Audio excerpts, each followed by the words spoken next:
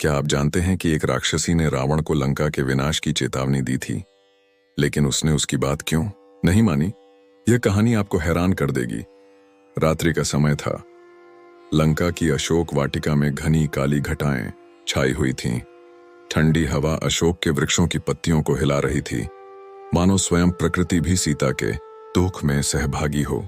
सीता माता, जो महाराज जनक की पुत्री थीं, इस समय लंका के राजा रावण द्वारा बंदी बनाई गई थीं। वह एक अशोक वृक्ष के नीचे बैठी हुई थीं। उनके नेत्रों से करुणा की धाराएं बह रही थीं। उनके चारों ओर राक्षसियों का पहरा था। कुछ राक्षसियां उन्हें भयभीत कर रही थीं, कुछ उनका उपहास कर रही थीं, तो कुछ उन्हें श्री राम को भूल जाने की सलाह दे रही थीं।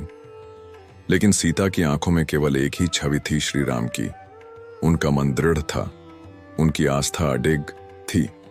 इन्हीं राक्षसियों के बीच एक वृद्धा थी, जिसका नाम था त्रिजटा। वह अन्य राक्षसियों से भिन्न थी। उसका हृदय करुणा से भरा था। वह विभीषण की भांति धर्म में विश्वास रखती थी और जानती थी कि अधर्म का अंत निश्चित है।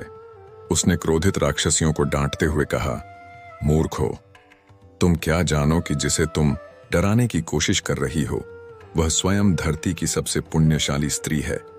वह केवल एक नारी नहीं, बल्कि साक्षात देवी लक्ष्मी का स्वरूप है। राक्षसियां हंस पड़ीं। त्रिजटा, तुम भी पागल हो गई हो क्या? यह स्त्री यहां बंदी है, इसके पति का कोई अता पता नहीं और तुम इसे देवी कह रही हो। त्रिजटा ने गहरी सांस ली और गंभीर स्वर में बोली, मैंने एक सपना देखा है। राक्षसियों का उपहास रोकते हुए त्रिजटा ने कहना शुरू किया, मैंने स्वप्न में देखा कि एक वानर लंका में आग लगा रहा है। लंका धू धू कर जल रही है। मैं देखती हूं कि रावण रक्त से लथपथ, रथ विहीन होकर श्री राम के चरणों में गिर पड़ा है। मैं देखती हूं कि श्री राम अपनी पत्नी को वापस लेने आए हैं। लेकिन यह भी देखा कि जो इस सत्य को स्वीकार नहीं करेगा, वह विनाश को प्राप्त होगा। सीता माता ने त्रिजटा की आंखों में सत्य की झलक देखी। उन्हें त्रिजटा के शब्दों पर विश्वास हुआ। माता, यदि यह सब सत्य है, तो क्या रावण को कोई नहीं समझा सकता? त्रिजटा ने सिर हिलाते हुए उत्तर दिया, सीते, रावण का अहंकार बहुत बड़ा है। वह सत्य को देख सकता है, पर स्वीकार नहीं करेगा। उसका अंत निश्चित है। सीता माता को यह सुनकर शांति मिली। उनके हृदय में यह विश्वास जाग उठा कि श्री राम अवश्य आएंगे। और तभी एक घटना घटी। अचानक एक वानर प्रकट हुआ। उसकी आंखों में तेज था। उसकी मुद्रा अद्भुत थी।